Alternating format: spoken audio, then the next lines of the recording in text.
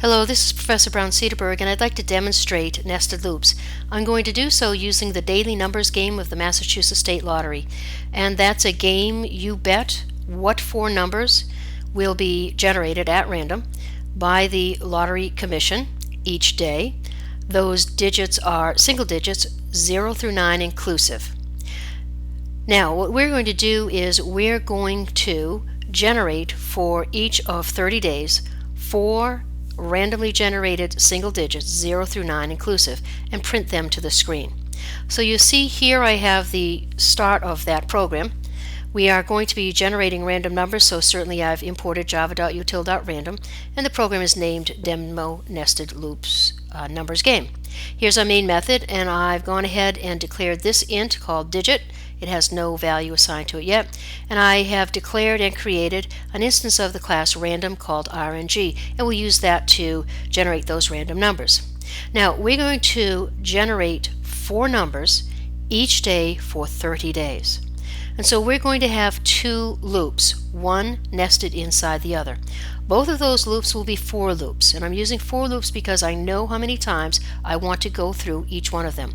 I'm going to go through one loop 30 times, that's once for each day, and the other loop I'll go through 4 times. 4 numbers are being generated each day. That outer loop will be the loop that processes the 30 days. The inner loop will be the loop that generates those 4 random numbers. So here we'll start with our outer for loop, and we'll have an int, and we'll call it numDays, and we'll give that an initial value of 0, and we'll go into and stay in this loop as long as numDays is less than 30. So we'll iterate through this loop 30 times, and we'll increment numDays with each iteration of the loop. Now our for loop will begin here and end here, and this is our outer loop.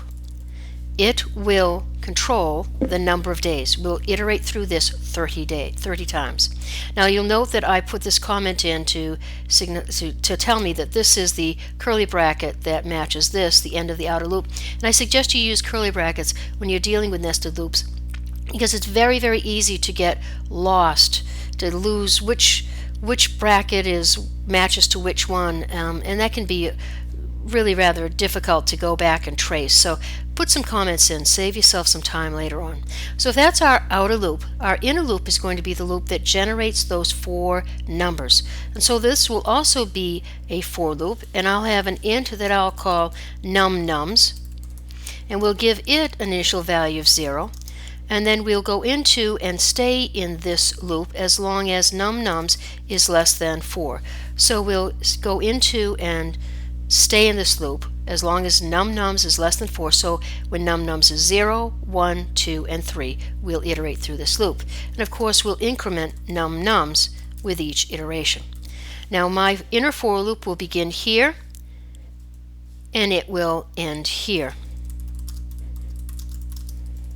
And again, we'll put those comments in. Now what I want to do in this inner for loop is generate 4 numbers and print them to the screen. So for each day, I'll print 4 numbers. I'll generate those numbers and print them. So how I'll generate them is very, very easy. I will just use one of the methods of the random class nextInt. So I'll have RNG, my instance of the random class, call the method nextInt. I'm going to pass nextInt 10, and I know that it will return a number 0 through 9 inclusive, randomly generated. And I'm going to save that into this variable digit that I declared up above. And so this will generate that random number. Every time I go through this loop, I'm generating a random number. I want to print that to the screen, so I'll do so here with system.out.print. And I'm going to use print because I want to print all 4 numbers on one line, but I'd like to tab over in between each one, space them out. So I will print the value of digit, and then I will tab over. And remember how to do the tab, as we have here. Now I'm going to execute this inner loop 4 times. For every one time I execute this, the outer loop. So as I come into this first this outer loop, I'll have int numDays given a value of 0. I'll test if numDays is less than 30. If it is, I go into this loop. Nums will be given a value of 0. I'll test if is it less than 4. If so, I go into the loop. I generate a random number, I print it to the screen, I come back up, increment nums, it's now equal to 1. Is it less than 4? Yes. Come in, print, go back up. I'll iterate through this inner loop 4 times for every 1 iteration of this outer loop. So let's see if this will compile. We have a clean compile, and let's run it. And we'll see that it seems to run almost okay. It generates random numbers, but it does not print them 4 to a line. It just prints as many as it can get given my display and then comes back. Well, it does so because I've missed one line, and that line is right here, should go right here, in between, well actually not in between, but as the second line of my for loop, my outer for loop. See, this outer for loop immediately goes into this inner for loop. And then I'm going to add another line here, which will simply take me to the next line. Because this inner loop iterates through 4 times, when it's through with its 4 iterations, I want to then swing to the next line. So when I come back up here and begin again, I'll be on the next line as this inner loop iterates 4 times. So let's try that again with a compile. And let's run. We see now that I have 4 numbers each line randomly generated. They are all 0 through 9 inclusive. Now they've been generated through this, my outer and inner loop.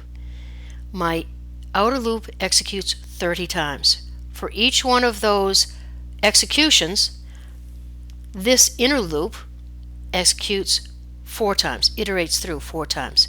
So in all, this inner is executing 120 times, 4 times for every one of these, and there are 30 of this, the outer loop. So that's a demonstration of inner and outer loops.